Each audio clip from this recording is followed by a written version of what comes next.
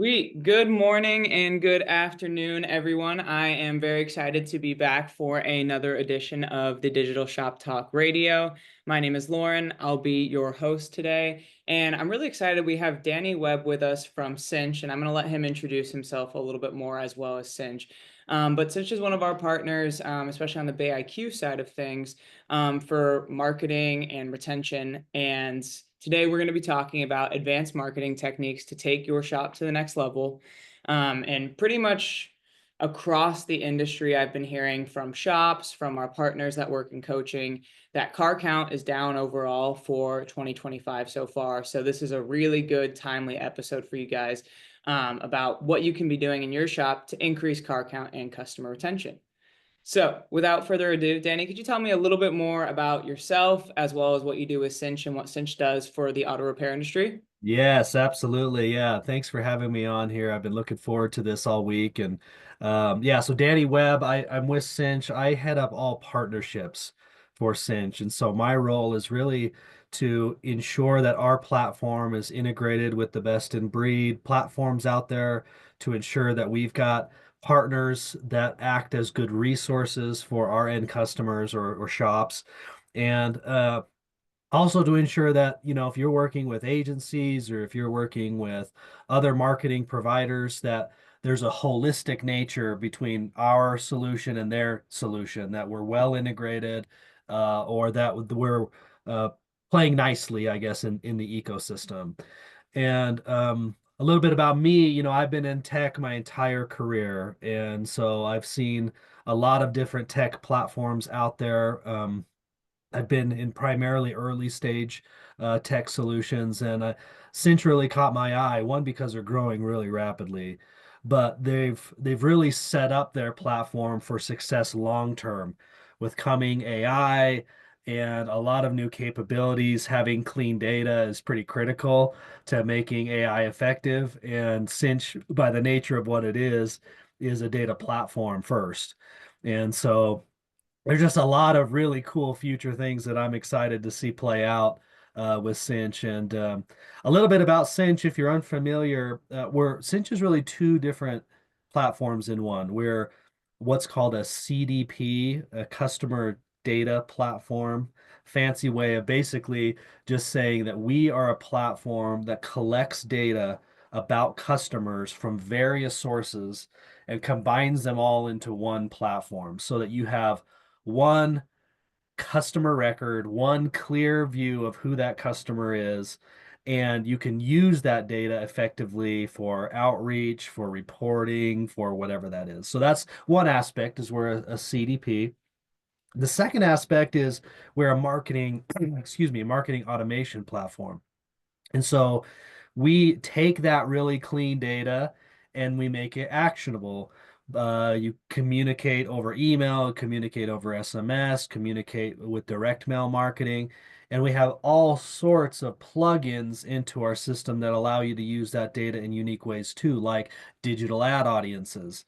So pushing people into digital ad audiences when it's time for an oil change or to get their brakes replaced or whatever that is, or removing them. Once they've had that oil change, don't spend your ad dollars on trying to get them back to get an oil change until down the road a little ways, right? So our platform manages all of that holistically across data and communication with customers.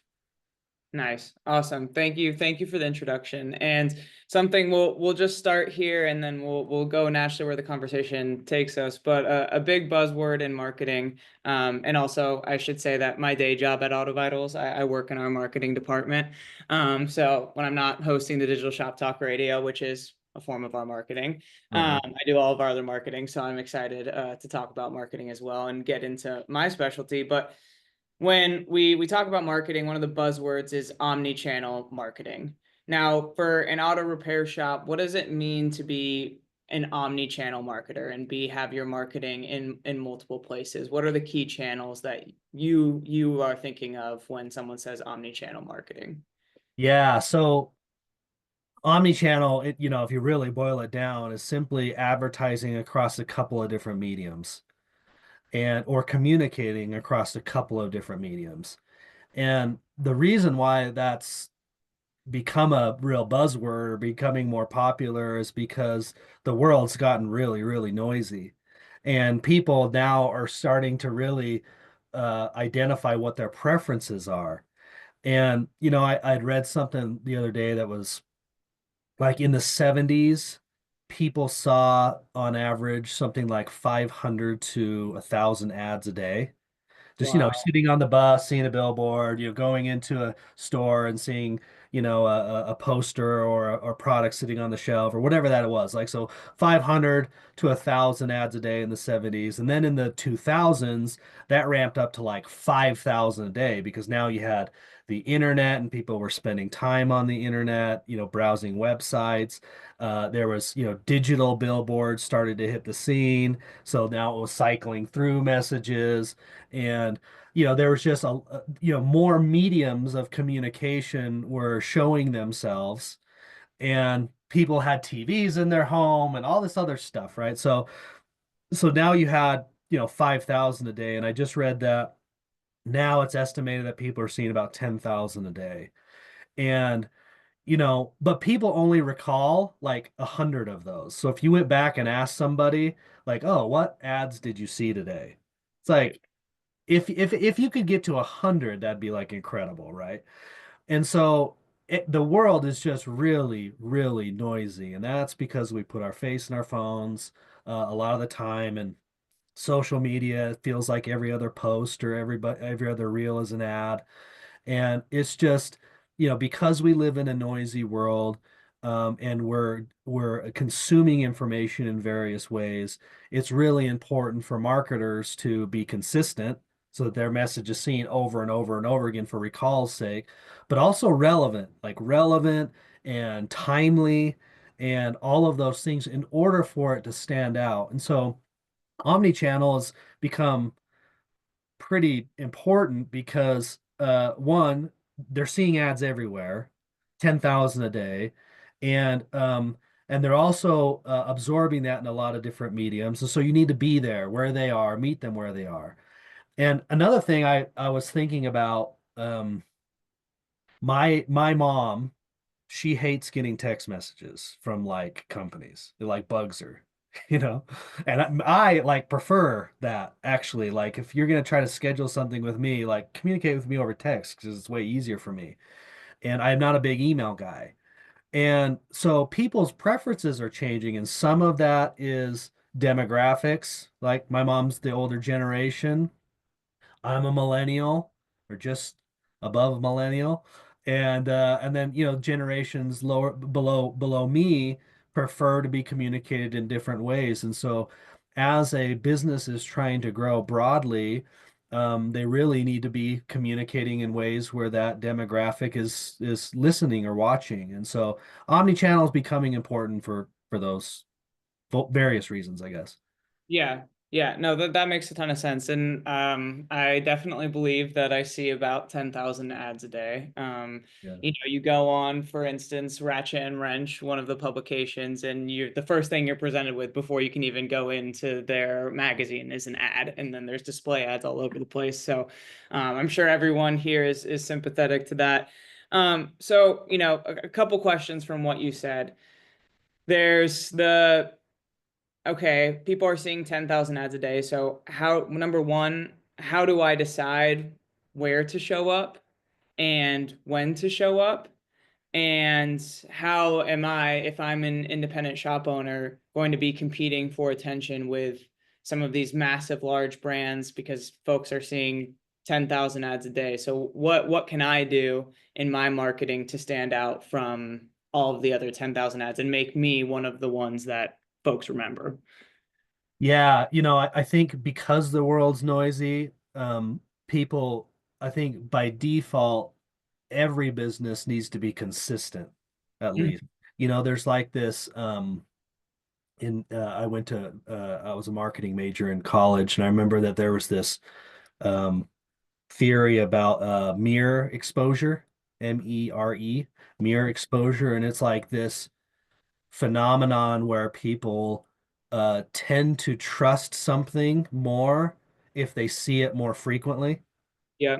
right? So it's just like because there's the exposure to a thing, they end up trusting it more. And so like I think there's something to be said about that in consistency, that you're continuing to put out content, you're continuing to put stuff in front of their face.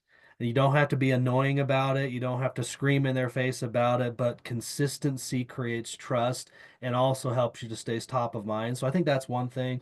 The other Hmm. thing is like this is becoming more and more challenging, but um relevance and timeliness Hmm. also like really important to stick out, because I see so many ads that have nothing to do with me.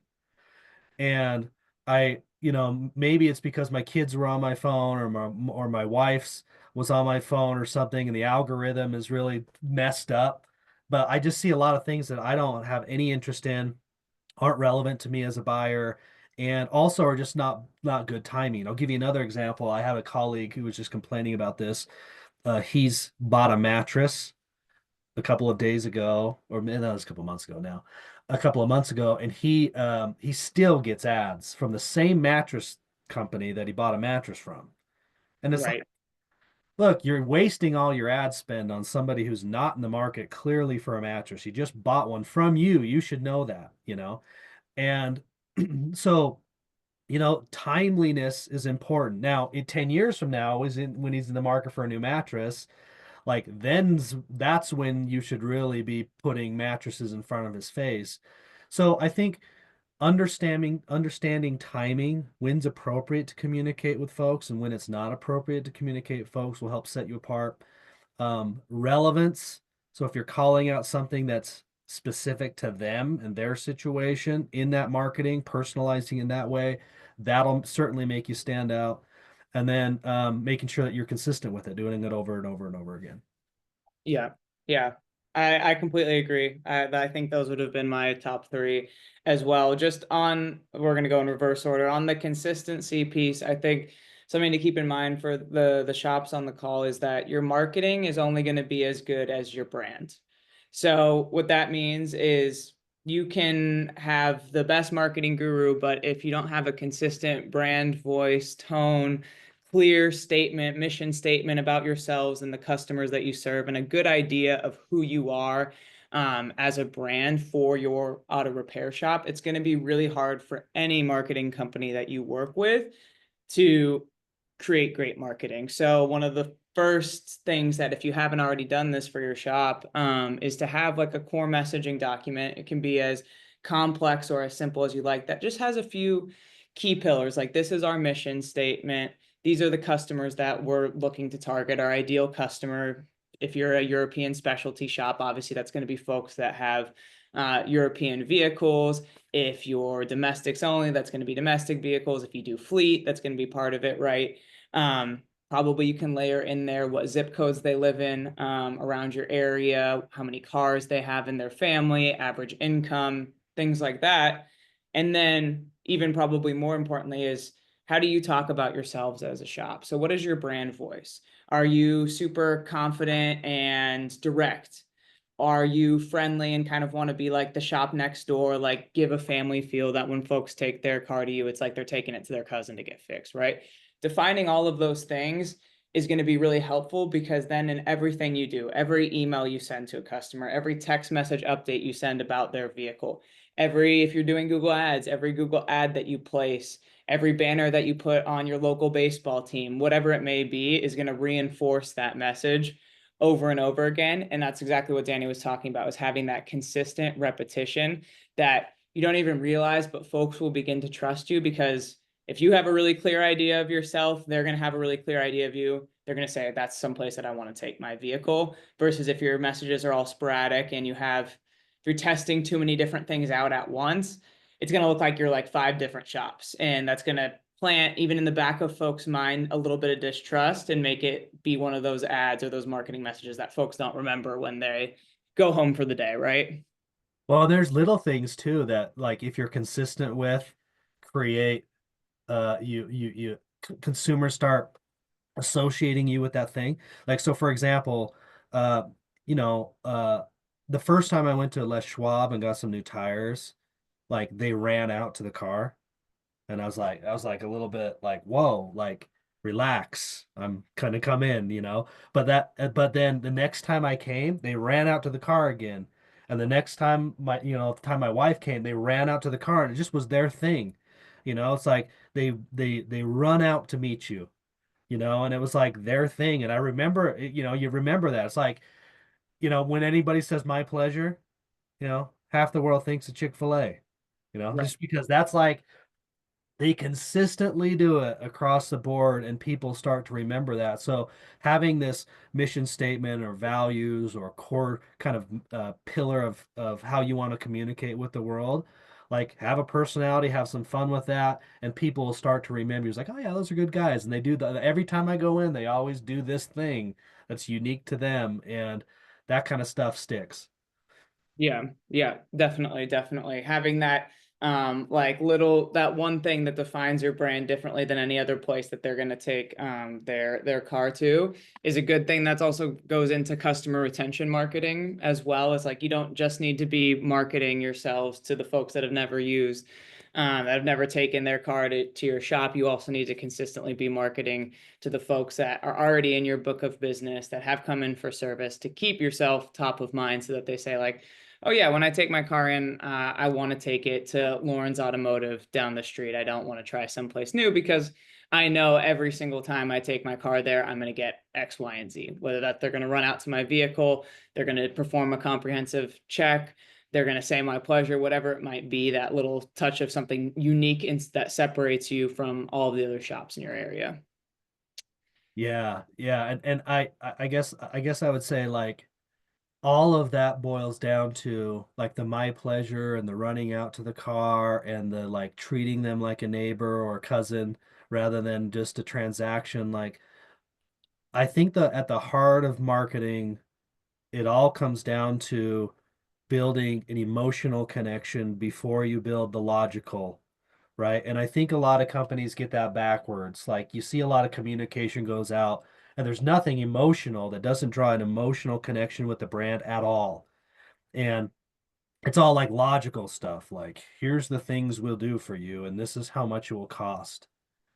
And people don't remember that. People don't remember the logic of things. People really, what sticks with them, and then it's easy to recall is like the emotional connection that you can create. So I think Chick-fil-A and others, the examples I brought up, they do that for the emotional thing. It's like it recalls something that's fun or different or unique that's positive and has nothing to do with their chicken, Right. or with their tires, them running out. It's like it has nothing to do with the quality of their tires. It's Yeah. just like how they make you feel. And so remembering that in marketing is important for sure. Yeah, yeah, definitely. And then I also wanted to touch on you started talking about personalization of marketing in kind of your top three things that folks should consider. And I think this is, again, as the world gets noisier, this is one of the biggest things that you can do to differentiate yourself, especially from other auto repair shops that might not be doing this yet or have this level of marketing. And you kind of alluded to this, but one of the biggest things is like the personalization that you're going to be able to give is only as good as one, data that you have about your customers.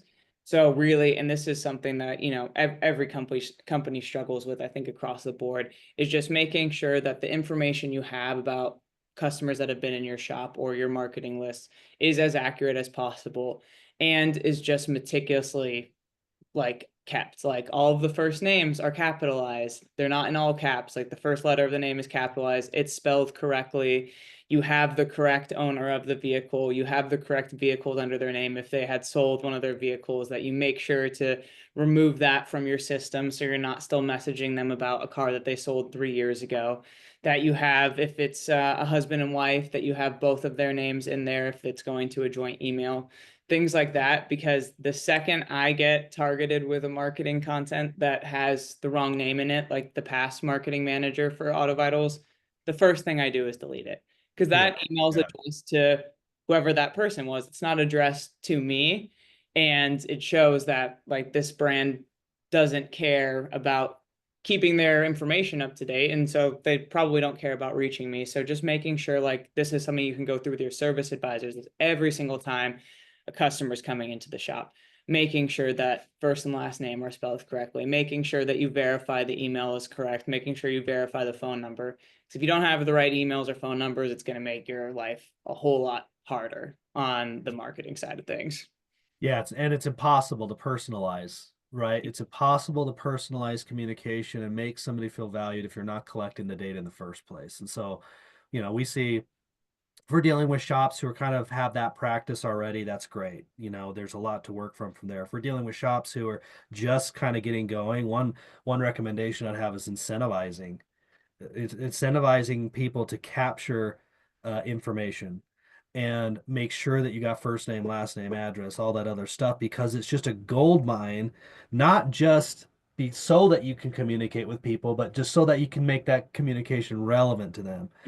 And one thing that we're seeing that's working really well at Cinch, as it pertains to personalization, is we uh we pull in OEM data, right? That we can leverage those data fields for communication. So the idea is it's easy to be like Dave, comma, your message, right? And like, thanks for being a customer. It's time to come back in for an oil change or whatever it is.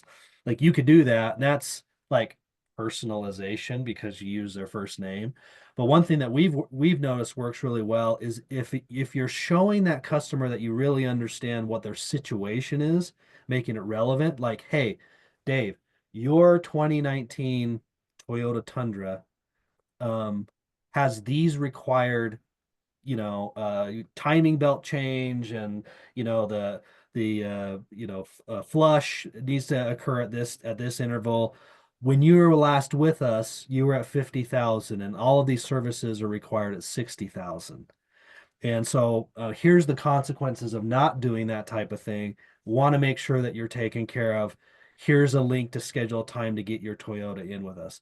Like, doesn't that feel different than like, Tom, time to come get a service with us? Like, hope to see you soon. It feels different because it's like now you're looking out for them. You understand what their situation is. There's relevance in that communication. And I feel like um, I used to have this. Sorry for telling like lots of unrelated stories, but hopefully this this gets the point across. Like I used to go to a doctor, just a family physician. All my kids did, I did, everybody. And this doctor would like ask any questions.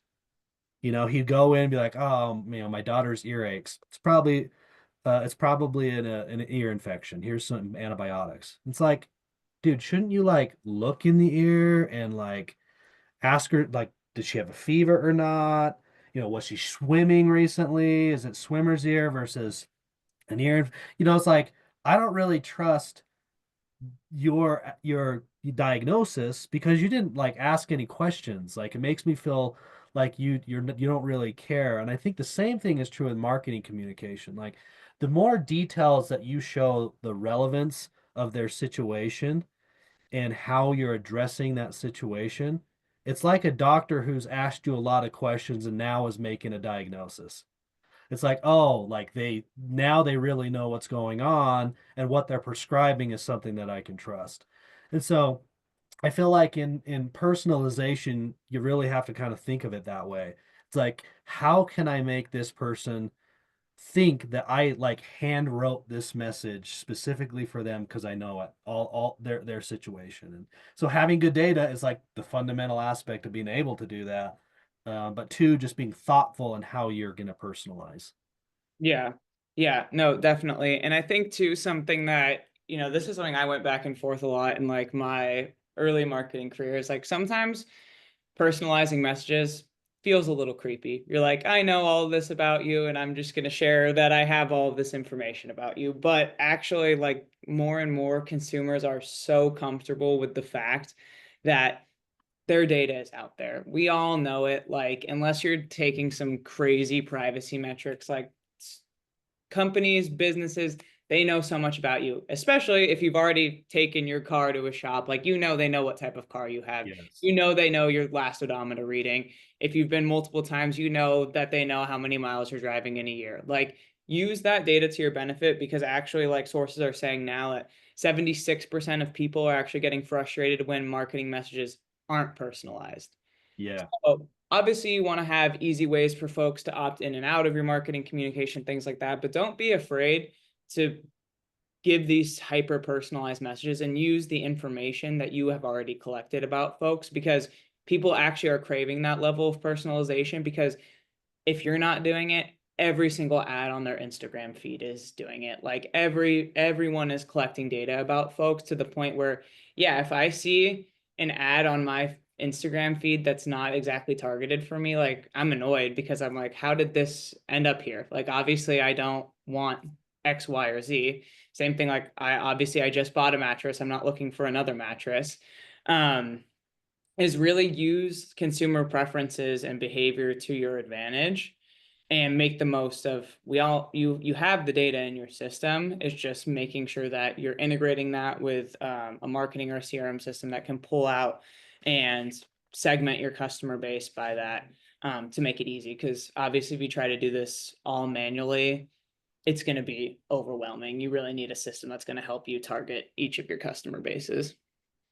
Yeah. And I think starting with doing something is better than nothing, obviously. Mhm. Using the tools that you have to get going with some basic communication that's consistent. But I think the challenge is if you just do the basics and not really kind of spend some time to differentiate yourself, either how you're going to personalize or how you're going to communicate or in what channels you're going to communicate on. The problem is you look like everyone else because most shops, most businesses are really busy and do the bare essentials, and the bare essentials get lost in the noise anymore.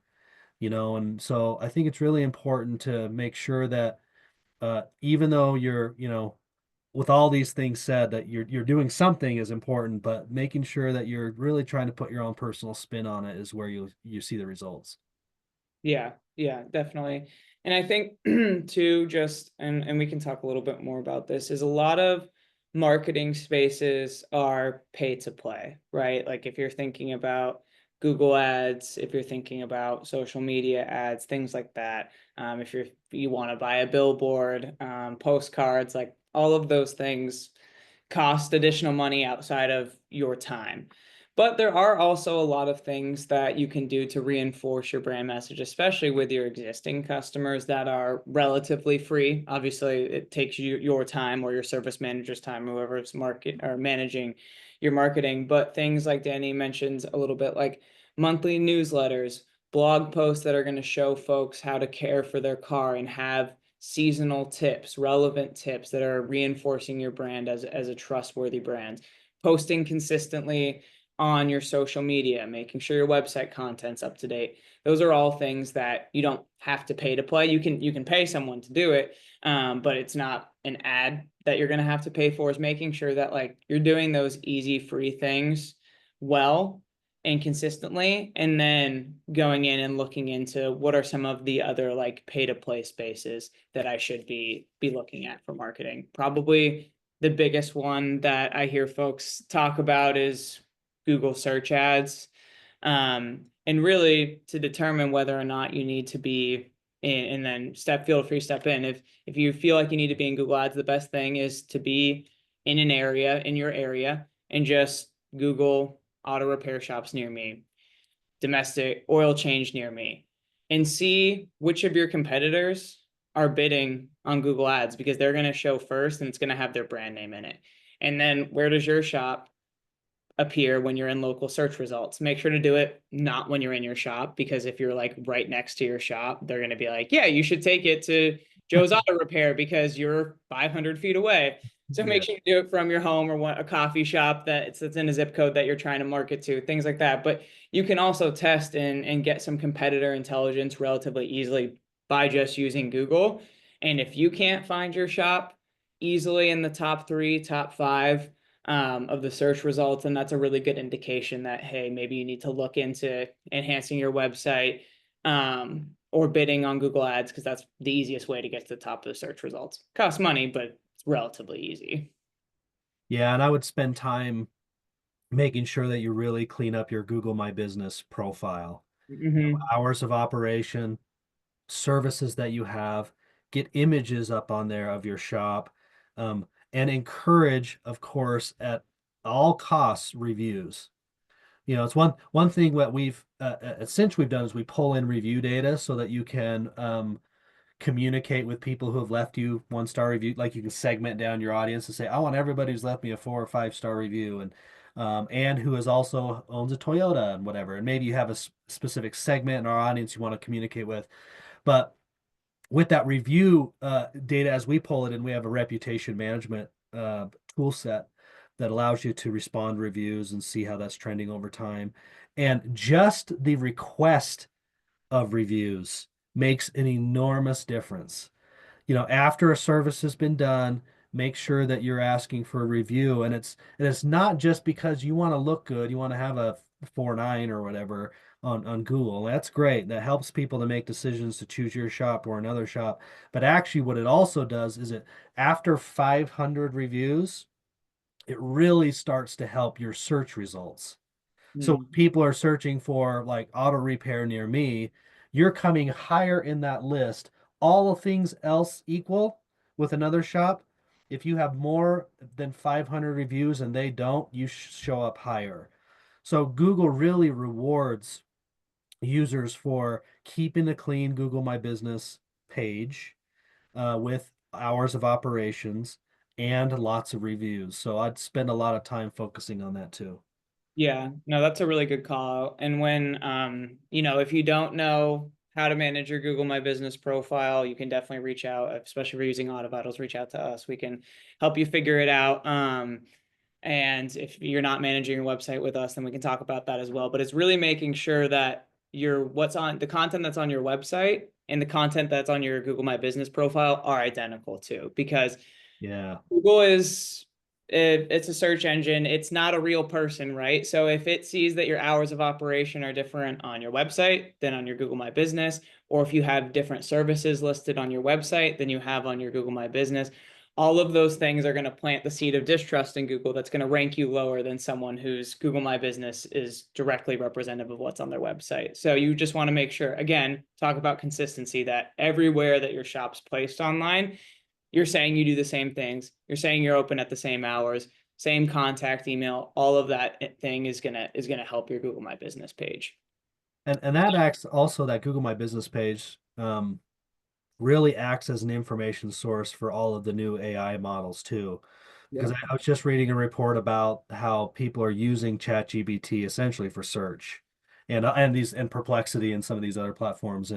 Um and I mean I find myself doing that too. And the those engines will go out and also look at Google My Business and evaluate if that's the recommendation that they should make based on that page. So you're even future proofing yourself. Even if search goes outside of Google, those engines are still using all of that data from those places to help provide recommendations. So just one more reason to keep that stuff clean. Yeah, yeah. And then, touching on the review piece, I think when you're starting to request more reviews, I think the natural hesitation is like, oh, I might get a bad review if I'm asking almost every person that visits my shop to leave a review. You're gonna get some 3-star reviews. You're gonna get some 2-star reviews. You're gonna get some 1-star reviews. Hopefully not a lot, because if you're on this webinar, you're doing great service. So most of them are going to be 5 stars. But it's to not shy away from getting a 3 or a 2 or a 1-star review, as long as you take the time to respond to it Yeah. and have a meaningful response. Because most consumers, especially, like, I do this. The first thing I do is, if I see, let's say we'll use a hotel. If I'm going to visit a hotel and it's like, yeah, 4.3 out of 5 stars, 600 reviews. First thing I do is I go and I say, filter by most relevant, filter by most recent, and filter by the lowest star reviews. Because I'm like, okay, yeah, a bunch of people are happy, but what are the people that aren't happy saying? Like, does this hotel have bed bugs last week? Is that why they're unhappy? Or are Yeah. they unhappy because, like, the person at check-in was a little disgruntled with them? And consumers are always doing that. They're always going to filter to your lowest star reviews. But if they see that you have a great response and are like, hey, I'm sorry, Judy, that you were unhappy with X, Y, and Z. Bring your car back in. We'll take another look at it. Or if, and this happens a lot, I'm sure every shop on this happens, is someone writes a one-star review that is just completely not the situation that happens. Like they are taking things out of context. They're saying things that are untrue about your business. Number one, you can report that to Google to get it removed. Number two, if you respond and explain how the situation actually happened in a respectful and kind way, you responding to a one-star review is going to go a lot farther in a customer's mind than you having 50 or 100 five-star reviews. So just making sure like it's okay to get negative reviews. Every business has it. It's going to happen. And folks are more likely to trust you based on how you respond to the negative feedback than if you just have 500 five-star reviews and no one has ever said something bad about your business. Immediately a consumer is going to be like, this probably isn't true. Like they're probably paying for reviews or soliciting reviews unfairly. So just making sure respond to the reviews in addition to collecting them. Yeah, I was gonna that last point you just brought up, I was gonna say the exact same thing. It's like people trust a 4.7 more than they trust a 5.0 because otherwise they think it was the owner's mom who just left 500 reviews, and everybody knows that there's cranky people out there. You can't run a perfect business. So I think that's important. Yeah, like you said, get every review, even if it's negative. Yeah, yeah. And then too, like something that search engines do look at is how quickly you respond to the review. I think the like what they say, it's like within 3 days is typically when then they'll start pinging you if you haven't responded in 3 days. So number one, if you have someone in your shop that has free time and is well equipped to do that, have them do it too. There's also tons of companies like AutoVitals and other folks that will help respond to reviews and flag certain reviews that um, need your review. And then two, if this is a great for those five-star reviews that you just want to say thank you, that's a great way to start integrating ChatGPT or whatever AI you use into your business flow. As you can type in, customer Deborah said this about my shop. How should I respond? And ChatGPT will give you a nice template that you can use. Obviously, you don't want to use the same thing over and over again because you're going to get flagged for that, but it will help at least speed up the thinking process for responding to reviews. So make sure you're responding and make sure you're doing it relatively quickly within 3 business days. Yeah, absolutely. Yeah, your reviews are critical. Okay, well, this time is flying by. We only have about 7 minutes left. If you have any questions about what we've covered, feel free to put them if you hover over your Zoom screen in that Q&A box. But I wanted to ask a little bit too. We've talked a lot about like personalization, acquisition. What are some other ways that folks can market to their existing customer base to increase customer retention with marketing? Does that look any different, or is it pretty similar to what you would have them do for new customer acquisition? I think on existing customer marketing, there's a lot that you can do that adds relevance and timeliness to your communication that you'd have a hard time with prospect marketing. For example, because they're an existing customer, you know when they were in last, you know what they had done. And you also know what vehicle they have and what type of oil it is and how many quarts was required and what new part you put on or what you replaced. And so because you're armed with that data, I would use that data to your advantage to make sure that you're communicating timely and relevant information. So, where we're seeing a lot of success is, of course, decline services. Making sure that you're communicating with them about that decline service and you're adding context around that. Um, on these repetitive maintenance type services, um, you know when the right time is to communicate that and to use a tool set that allows you to communicate that in a timely way. So rather than just, one thing that Cinch has spent a lot of time doing is with we deal with a lot of oil change businesses, and we've gotten really good at timing that messaging right, not just based off of time but based off of mileage driven. Because, you may have an Uber driver who drives a lot, and you may have a grandma who never drives at all. And sending them the same message in the same time cadence doesn't make any sense. This comes across as impersonal. So I would say that leverage the data to make sure that it's relevant and timely. Um, and then also, we alluded to this earlier with the mattress example, but make sure that you're suppressing people in your ad audiences who are not, if the timing is not right to communicate with them, or make that communication more appropriate. So, I keep using quick lube examples, but that's what's top of mind for me right now. If they bought conventional oil, but it's more profitable for you as a business to sell them synthetic oil, then if they bought conventional oil, then enter them into an ad audience that is just about synthetic oil next time. And when they buy the synthetic oil, stop communicating with them about synthetic oil. You already got them over the hump. Let those digital marketing dollars go further, um, with a different audience. So because you know the context around that customer, treat them differently and intentionally treat them differently in how you're communicating. So that's one, maybe that'd be how I would maybe answer the question. Yeah, yeah, definitely. And probably for most folks, like you might not be running the Google ads and some of those things for your shop. You might be having a third party do it.